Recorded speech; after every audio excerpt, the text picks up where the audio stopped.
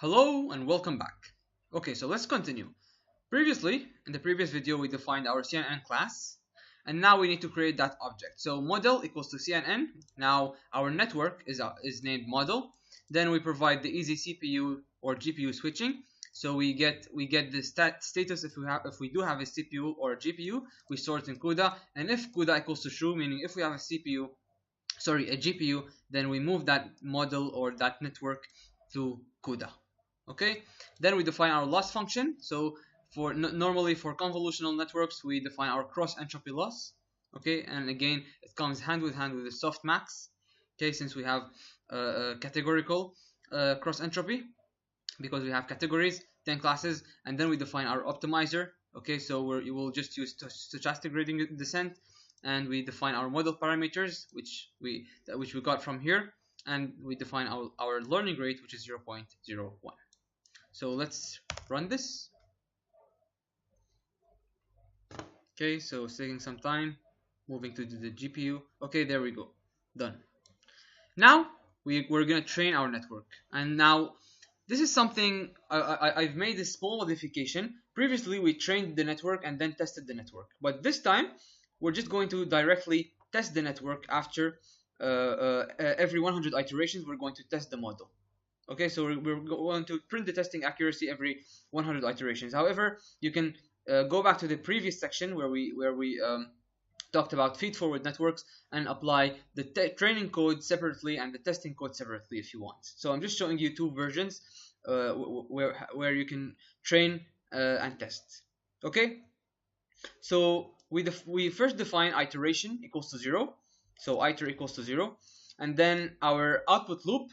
Okay, so before I continue, I won't be the things that I already explained in the previous section, which is in the feed forward section.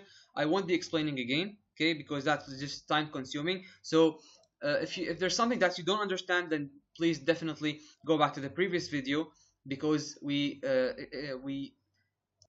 explained in depth what's happening in every single line of code.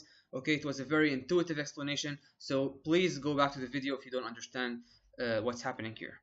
Okay, so our outer loop is epochs. Okay, and then our inner loop is the iteration. So we pass in our images and labels, and we store the index as I. Note that this time we don't need to flatten the input image, okay, as we did in A and N. Okay, because this is not a feed-forward network. There's a convolutional network, so we're applying it on the image itself. So we increment the iteration. Okay, so that means this is the first iteration. So then we provide this CPU to GPU switching. So if we have a GPU, then we move our images and our expected labels to the GPU. If not, then we just keep them on the CPU. Then we define then we zero out the gradients. Okay, then we define our outputs. So we run all our images through the network, and we store it in the outputs. Then we calculate the loss between the outputs and the labels. Then we backpropagate, update the weights. So this is the same exact thing as before. Now we want to test the model. So this is 100 iterations done. Now we want to test the model. So we only want to print the testing accuracy after 100 iterations. Therefore, I here, okay, indicates the index of that iteration. So it will keep on incrementing. So once it's this I plus 1 remainder 100 equals to 0. This will only be true when 100 divided by 100 equals to 0 and the remainder is 0. 100 divided by 100 is 1 and the remainder is 0. Okay, so that means that if the remainder when you're dividing by 100 is 0, then do run this code. Therefore, every 100 iterations, this code will run. Therefore, every 100 iterations, we get the testing accuracy printed out. So when we're going to calculate the testing accuracy, we define our correct and total, these two variables that we talked about before. Then we run through our images and labels in the test load. And if we have CUDA, if we have a GPU, we move them to the GPU. If not, we just keep them.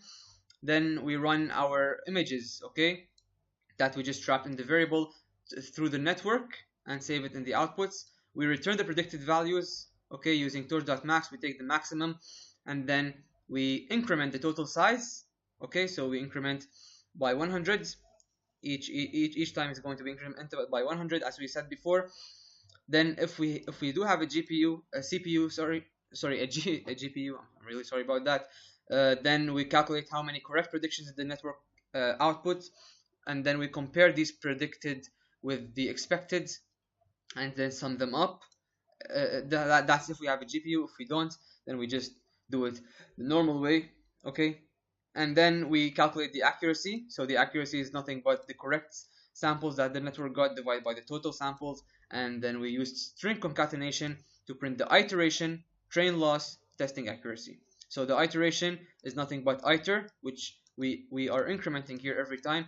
The iteration is looping.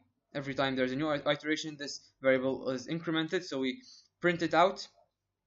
Okay, and then the loss, we get the loss from the 0 index, and then we print the accuracy that we defined over here. After we're done everything, we just print done. So I'm going to run this, and let's see the convolutional network train and test in action. So again, I'm running it on my GPU, and my GPU is GTX 1060, so it should fairly run fast. Okay, so I'm going to go ahead and run. Okay, so still running. It's going to take some time. Okay, it just started. So this is going to take some time. I'm going to stop this video, and when the training ends, I'll come back. Alright, so the training is done, and as expected, we have 6,000 iterations. The testing accuracy is 98%, which is better than the feed-forward network. Alright, but if you realize here, then that means 97, 97, 98, then it returns back to 97, then 98, 98, 98, 97, 98, 98, so it ended up with 98. Okay, maybe if you want to try to increase it, then you can make this network more deep. This is one thing, or increase the feature maps that we defined here. Okay, so these are two tips to increase the accuracy. You can try them out, okay, if you're interested. So we got a testing accuracy of 98%. That's pretty good. Okay, so that's it for convolutional networks. Thank you very much, and I'll see you next time.